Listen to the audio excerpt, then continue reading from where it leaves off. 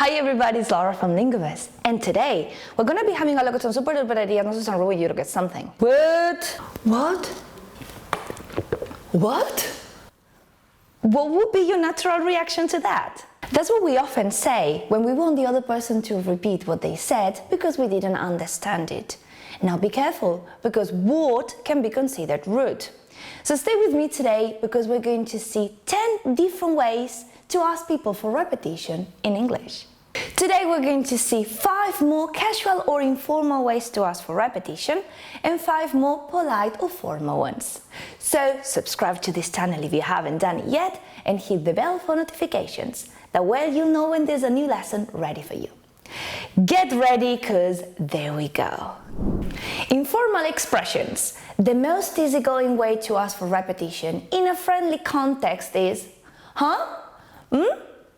For example, imagine you are watching a series with your sister and she makes a brief comment, but you don't get it because you are focused on whatever's happening in front of you.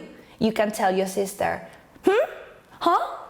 She will know that you didn't get it and will repeat it again for you. You can find these options a lot in comics or texts that represent informal conversations.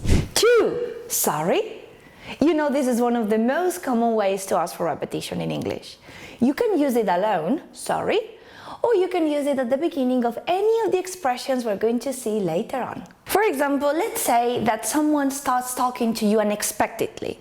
They tell you something or they ask you a question, but you weren't ready for it. So you go, sorry. They will understand you were not ready and will repeat it for you. 3. Another usual way to ask for repetition in casual context is, come again? Say that again? For example, imagine your friends are telling you about tomorrow's plans, but there is something you didn't understand. You can ask your friends, come again? Say that again?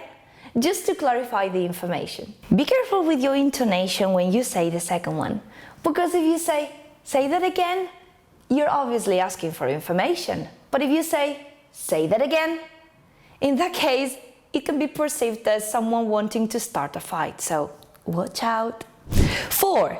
A similar way would be, what was that? Or what was that again? Like, imagine you are on your phone and a colleague of yours asks you something, but you were distracted sending a text and you didn't realize. You can ask your colleague, what was that? Sorry, what was that again? And your colleague should be okay repeating it for you. Hopefully this time you'll be paying more attention. And our last way to indicate that something wasn't clear and needs repetition is, I didn't get that, I didn't catch that. And a more informal way to say would be abbreviating and saying, didn't get that, didn't catch that.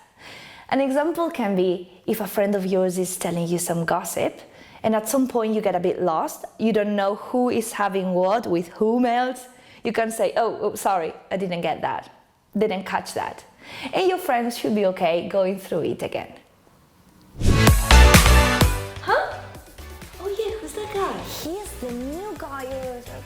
Come again? He is the new guy as the... No, I didn't catch that. Let it go. I'll find out by myself. Hi, I'm Laura. Are you new? Let's have a look now at 5 expressions we use in more formal or polite contexts. The first one would be, excuse me. An alternative to that can be also, pardon me. Or the top of these 3, I love it, is a very British one, I beg your pardon. Notice that in the 3 of them our intonation rises. Excuse me, pardon me, I beg your pardon.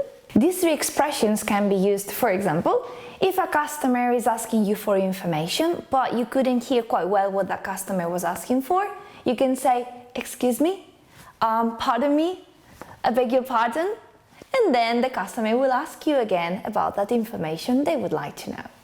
Expression 2. Could you say that again? Or could you say that again, please? Please is always more than welcomed, right? This is a very good expression to use when we are having a telephone conversation.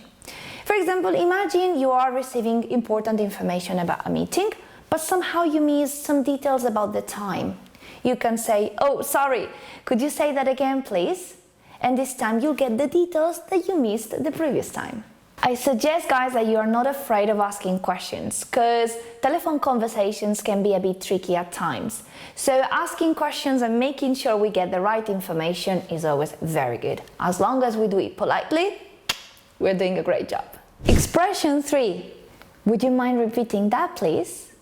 This phrase is again an excellent way to ask for repetition in formal and polite contexts. For example, imagine someone is giving you an email address and you want to make sure that all the numbers and letters are correct. You can say, sorry, would you mind repeating that, please?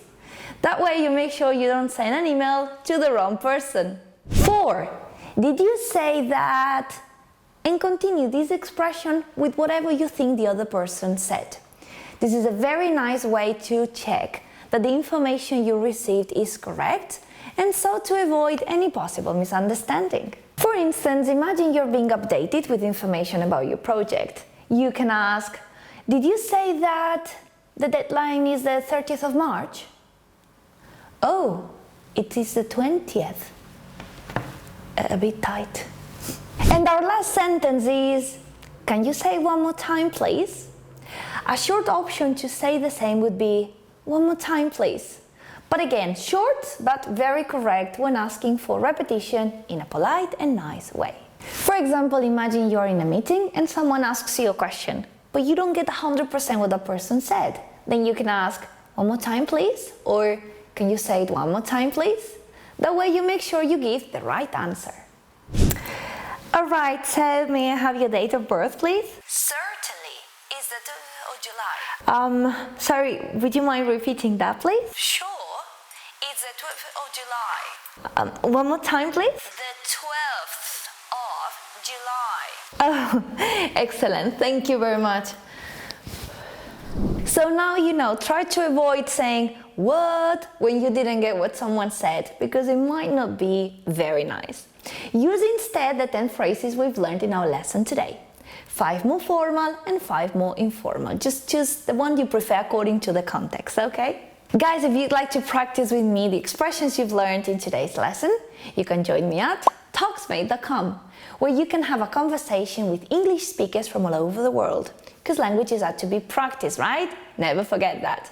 I'm leaving the link in the description box. You can just register and I'll see you there. I hope you enjoyed this lesson. If you did, like it, share it with your friends, and have a look at my social media, where there's a lot of content I've prepared for you. More mini lessons, games, quizzes, lives, and much, much more.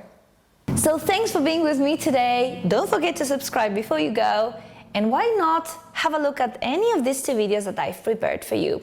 How to expand your vocabulary in different formal and informal situations, and a few strategies that can really help you improve your English and become fluent. I'll see you very soon, and in the meantime, practice this, enjoy it, and share it.